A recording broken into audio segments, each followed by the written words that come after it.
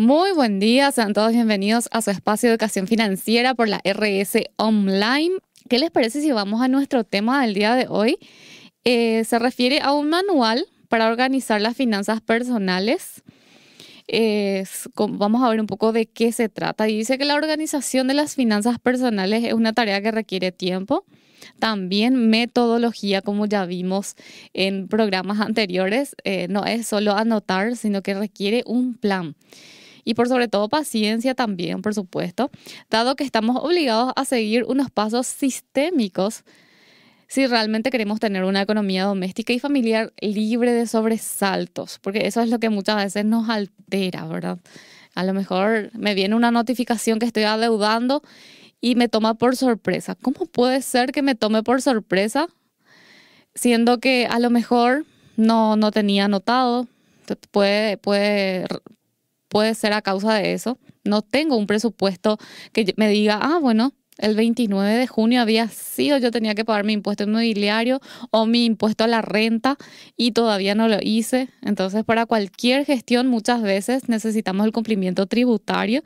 Entonces, si me olvidé de pagar y estoy hace 2 meses con atraso, entonces es hora de implementar nuestro presupuesto. Acá la primera invitación que nos hace la nota es justamente también que simulemos un presupuesto de gastos y ahorros con la calculadora que solemos nosotros implementar. Recordemos, 24% de nuestros ingresos deben ir a gastos fijos, otros 24% a gastos variables. ¿Qué son los gastos fijos y gastos variables?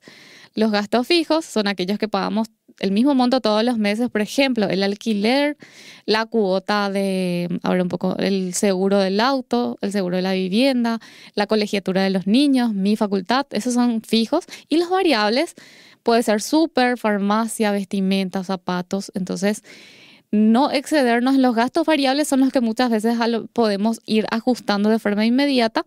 ¿Por qué? Porque este mes decido, bueno, no voy a poder comprarme el buzo que estaba queriendo comprar y a lo mejor me ahorro eso para no exceder ese 24%. Y los gastos fijos a lo mejor pueden ser modificados más adelante. ¿Por qué? Porque son a lo mejor gastos ya preestablecidos que tienen vencimiento o que tienen algún tipo de contrato. Entonces, por eso es más difícil ajustar esos gastos fijos. También recordemos que el 10% de nuestros ingresos deben ir destinados al ahorro, ¿sí? Primerito destinar al ahorro antes de pasar a los gastos. También recordar que solamente podemos endeudarnos en lo que refiere a préstamos, créditos con casa de electrodomésticos, créditos en lo que refiere a pago mínimo de tarjetas. Todas esas cuotas crediticias, hablamos de créditos, no deben exceder el 32% de nuestros ingresos. Y por supuesto, siempre no está de más presupuestar los gastos para diversión, para el ocio, también 10%, y con eso ahí cerramos la rueda del 100% de nuestros ingresos destinados en forma bastante ordenada para que justamente vivamos de una forma un poco más tranquila, bien planificado. Este dice que con el objetivo de presentar una serie completa dentro de la organización de las finanzas personales, vamos a proceder a presentar una recopilación de la metodología que debemos seguir para afinar bien el control financiero de nuestra economía. De tal manera que una vez que hayamos terminado todo el proceso de análisis y organización, gocemos de una economía doméstica saludable. Esa es la invitación con esta pequeña distribución personalizada, por supuesto, porque no todas las reglas, esa es una regla del 32, 24, 24, 10, 10. Esa es un tipo de regla. Pero ¿qué pasa? Esa a lo mejor se rige a mí. Bueno, yo tengo pareja, tengo hijos. Pero ¿cuál regiría para alguien que todavía vive en casa de los padres, está trabajando, está estudiando? A lo mejor no le exigen todavía algún tipo de colaboración para la casa, no tiene que pagar arriendo. Entonces va a ser otra su metodología Entonces, a lo mejor va a destinar un poquito más al ahorro o a lo mejor va a destinar un poquitito más a otro tipo de actividades, pero lo importante es que esté establecido y controlado, ¿sí? Lo peor que nos puede pasar es ir asumiendo créditos que excedan el 32% de nuestros ingresos y que porque siempre cumplí y siempre pude llegar a fin de mes, no quiere decir que siempre va a ser así si no estoy estableciendo un método de control. Va a llegar ese mes que me di cuenta que no voy a poder cumplir con esa cuota. Entonces ahí, al llegar en ese momento ya es muy tarde, señora y señor, porque tenemos que hacer este control mucho antes de tomar los compromisos financieros. ¿En qué punto se encuentran nuestras finanzas personales? Ese es el puntapié inicial, el diagnóstico. Siempre que comenzamos con cualquier tipo de análisis, tenemos que determinar claramente cuál es nuestro punto de partida.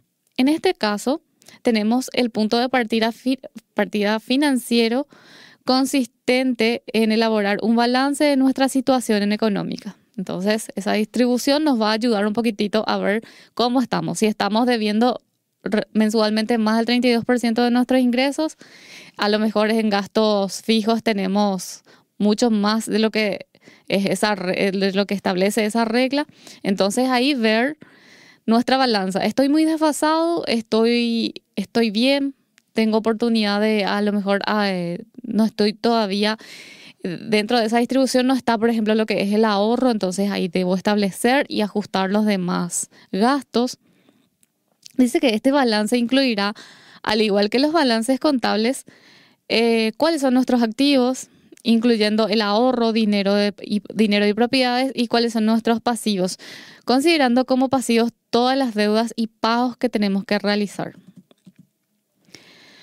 Dice que una vez que tengamos este balance confeccionado, debemos proyectar en el tiempo esa fotografía, haciendo una serie de proyecciones futuras sobre la evolución de nuestra propia economía. Claro, esta distribución de nuestros ingresos en estos conceptos, no solo debe ser al 30 de junio, sino que debe ser también para todo el año, ¿sí? A lo mejor en septiembre empiezo a tener mis encuentros con el EXA, a lo mejor tengo también la despedida de los niños en los colegios, las olimpiadas de colores que siempre implican un poco más un poco de compra de calzados, ropa, accesorios, todo lo que refiere a despedida siempre vamos a incurrir a algún tipo de gastos que debe estar proyectado en nuestro presupuesto anual. Entonces dice que la fijación de los objetivos personales para nuestra vida no es monótona y todos tenemos unas metas a realizar a corto, mediano y largo plazo. Para planificar adecuadamente nuestras finanzas personales en el tiempo debemos proceder a fijarnos una serie de objetivos. Dentro de estos objetivos debemos enumerar, por ejemplo, haciendo un paréntesis a esto, recordemos que todas las metas son importantes y va a depender de cada persona. Para mí, a lo mejor para mi compañero de trabajo, una meta puede ser ir a conocer Europa, ¿sí? Es una meta muy válida, pero mi presupuesto, mi realidad, así como lo estábamos leyendo, la fijación de nuestras proyecciones a lo mejor me dicen a mí, bueno, tu objetivo primordial debe ser en este momento eliminar por lo menos 3 de tus 5 tarjetas de crédito, entonces bajar tu nivel de endeudamiento. Entonces es un tipo de meta muy válido a modo de encontrar un poquito nuestra tranquilidad financiera. Entonces, uno de los objetivos personales pueden ser eliminar todas las deudas de nuestro balance actual, o por lo menos parte de ella, no vamos a ser tan exigentes, ahorrar para cambiar de vida. A lo mejor lo que yo necesito en este momento es más actividad física y lo que voy a empezar a hacer es ahorrar para comprarme una bici, mejorar nuestra economía doméstica para darnos unas vacaciones, preparar los estudios y educación de nuestros hijos. Y en esta parte yo recordaba una frase que decía Gloria Ayala Person. No me acuerdo si fue ella o alguna profesora que me habrá indicado, que decía que no, es una frase muy célebre ahora que recuerdo, que dice que la educación de los hijos comienza 20 años atrás con la educación de los padres. Y es tal cual. Entonces, la primera educación que se le da a los niños es la que se le da en la casa, ¿sí? De los 1 a 5 años, ellos están absorbiendo como esponjita, observando, viendo todos aquellos hábitos que nosotros tenemos en casa. Entonces, dar la educación tanto didáctica, hablada, como con los ejemplos también, a modo de que ellos puedan justamente tener algún tipo de criterio en el momento que vaya a la educación formal y empiece a incorporar informaciones valiosas para su futuro. Ellos van formándose un carácter. Todo lo que refiere a finanzas personales guarda mucha relación con el carácter. Si soy influida o no, si soy muy influida por mi ambiente, ya sea por los amigos que a lo mejor tienen el último celular y yo a lo mejor, como no tengo un carácter que me han inculcado a formar un carácter sólido, a lo mejor voy a sobreexigir también a mis padres.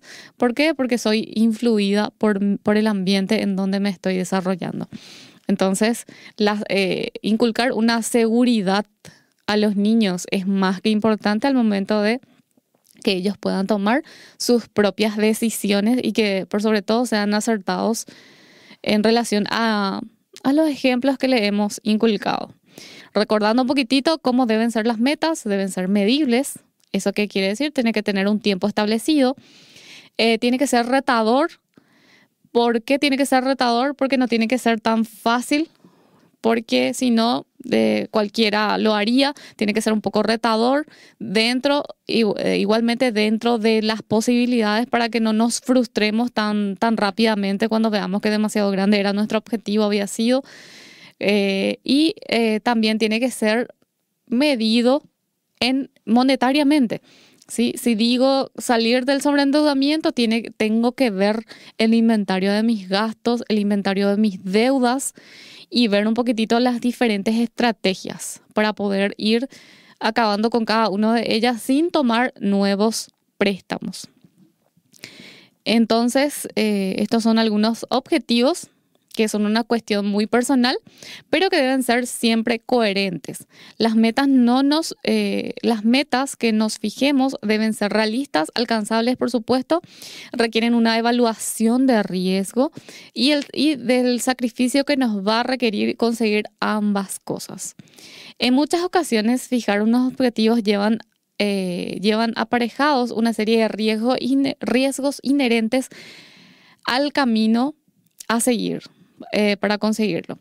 En el vehículo financiero que tomamos en cuenta para conseguir nuestra meta o en el caso de que las trunquen nuestros flujos de ingresos y gastos. Entonces, fijarse bien todos los pros y contras y por sobre todo tener en cuenta que siempre van a surgir inconvenientes o algunos riesgos inherentes a la meta para estar mejor preparados al momento de afrontarlos.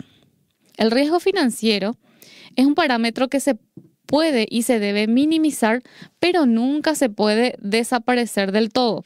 Este riesgo es un factor aleatorio, difícil de medir, pero que nunca se puede despreciar, dado que este factor es uno de los principales a la hora de truncar nuestras expectativas financieras. ¿Esto qué quiere decir? La limitación. Recordemos que todas las necesidades son ilimitadas. Pero ¿qué pasa con el flujo de efectivo? Siempre es limitado. Entonces, como decíamos, hacer las metas, hacer acorde a no solo acorde, sino que debe ser más o menos, como decía, retadoras, ¿sí? Si bien puede estar acorde a nuestra posibilidad económica hoy, debe ser retador, debe significar algún tipo de esfuerzo. A lo mejor voy a cancelar algunos planes que tengo, ya sea planes de teléfono, planes de salidas, muchos recortes al momento al momento de fijarnos algunas metas para poder realmente cumplirlas, no solo ponerlas así como las que hemos puesto en enero, por ejemplo, y hasta el momento que estamos ya a mitad de mes y nunca las hemos trabajado.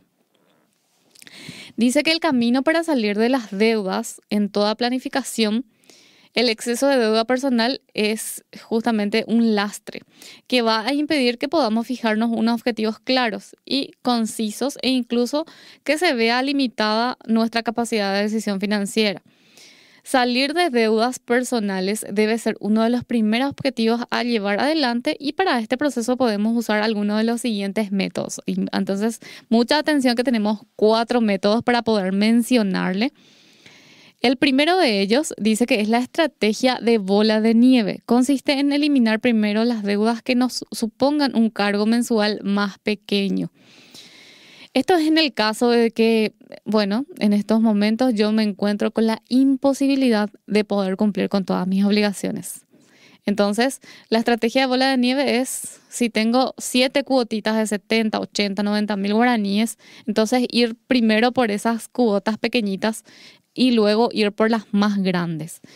Y luego está la estrategia tsunami, que requiere ordenar las deudas según la tensión psicológica que nos produzca de más a menos. A lo mejor he prestado plata de mi suegro, ¿sí? Y sabemos la tensión psicológica que eso a lo mejor requiere. Entonces, primero pagar a aquella deuda que más tensión psicológica me esté generando a modo de estar un poco más tranquilos y luego ir por las demás deudas. Luego está la estrategia de los tipos de interés más altos primero. Asimismo, aquel crédito que más nos esté castigando con los intereses. Mientras más nos atrasemos, a lo mejor tiene un interés más alto o de por sí el préstamo ya tiene una tasa muy alta porque tomé del usurero o porque tomé un crédito no acorde a lo que yo necesitaba. Entonces, aquello que me va a castigar más en intereses es la que voy priorizando y terminar de pagar eso para luego seguir con los demás. Y luego está la estrategia de los intereses más altos primero. Dice que la deuda que nos haga pagar más intereses a lo largo del tiempo. Esto más bien se refiere a aquello que hemos tomado en un plazo muy largo. Entonces, ver para suplir con algún otro, ya sea mediante la reestructuración o tomando un crédito con otra entidad que nos dé una tasa de interés un poquito más baja para suplir un poquitito aquella con interés muy alto por el plazo que he tomado. En cualquier caso, en función de la configuración de nuestra deuda y preferencias de pago, podemos determinar una u otra estrategia como el vehículo más adecuado para llevar a cabo la cancelación. La cancelación total de nuestra deuda. Bueno, entonces estas son las 4 estrategias que podemos llegar a tomar en caso que ya estemos en una situación muy extrema. Entonces, y también está la estrategia que a lo mejor en una sola entidad yo tengo 2, 3 préstamos, tengo 2 tarjetas. Entonces, acercarme y negociar aquellas deudas, porque a lo mejor mi pago mínimo está alcanzando, normalmente venía pagando 200.000 guaraníes, a hoy está alcanzando 1.000.000 de guaraníes. Obviamente es una diferencia muy grande, ¿sí? Esto suele ocurrir cuando no pagamos un mes o cuando no pagamos la deuda total del mes pasado. Entonces va aumentando. Recordemos que el pago mínimo de las tarjetas de crédito oscilan siempre entre el 5 y el 10% de la deuda total. Si yo estoy adeudando dentro de mi tarjeta 4 millones de guaraníes, ¿cuánto me va a venir? O me va a venir o 200 si es el 5% o 400.000 guaraníes si es el 10%. Entonces eso yo ya tengo que conocer. No puedo estar esperando el extracto para ver cuánto voy a pagar este mes, sino que al momento de hacer las compras y voy viendo cuánto es la deuda dentro de mi tarjeta, yo ya tengo que saber cuánto me va a venir el pago mínimo. Y justamente endeudarme con esa tarjeta solamente hasta el límite donde me dé mi capacidad para pagar tanto el pago mínimo más una partecita de la deuda por lo menos, para poder ir bajando esa deuda total mes tras mes. Tenemos varios métodos de control para nuestras finanzas personales. Dice que el bloque más importante dentro de la organización de las finanzas personales lo tenemos tanto en el abanico de medios que tenemos a nuestra disposición para seguir nuestros objetivos. Dice que los medios que nos van a ayudar a conseguir nuestros objetivos se pueden agrupar en dos grandes grupos. Uno, los medios financieros de activo y pasivo y los medios de ingresos y gastos. Vamos a ver a qué se refiere cada uno de ellos. Dice que los medios de inversión, como suma de todos los medios que están destinados a proporcionarnos una rentabilidad en el tiempo, a costa de asumir unos riesgos. Dentro de estos medios tenemos todos los productos financieros o no que reportan un beneficio futuro. Existen varios tipos de inversión, por ejemplo, la inversión inmobiliaria, ¿sí? Tiene su riesgo por el hecho de que a lo mejor me descapitalizo yo comprando un terreno de 50 millones y a lo mejor de acá a 6 meses tengo una emergencia y tengo que vender. Si no logro vender otra vez por los 50 o un poquito más, habré perdido, porque por la urgencia a lo mejor me obligo a venderlo por 30, 40 millones de guaraníes. O a lo mejor nunca lo logro en el tiempo que yo quiero, al menos no logro efectivizar. Entonces, es un medio destinado para proporcionar rentabilidad, pero a largo plazo. Medios de financiación, incluyendo dentro de este bloque los productos que nos consiguen la liquidez presente para conseguir un objetivo a cambio de pagarlos en el futuro. Los préstamos y créditos son los principales instrumentos que tenemos dentro de este bloque. Los medios de ingreso, como todas aquellas fuentes que nos reportan un flujo de dinero sin tener que haber realizado una inversión previamente. En este bloque destaca fundamentalmente nuestro trabajo y todas aquellas actividades que seamos capaces de realizar que nos generen ingresos. Medios de gastos. Son todos aquellos procesos cotidianos que nos obligan a realizar un desembolso de dinero.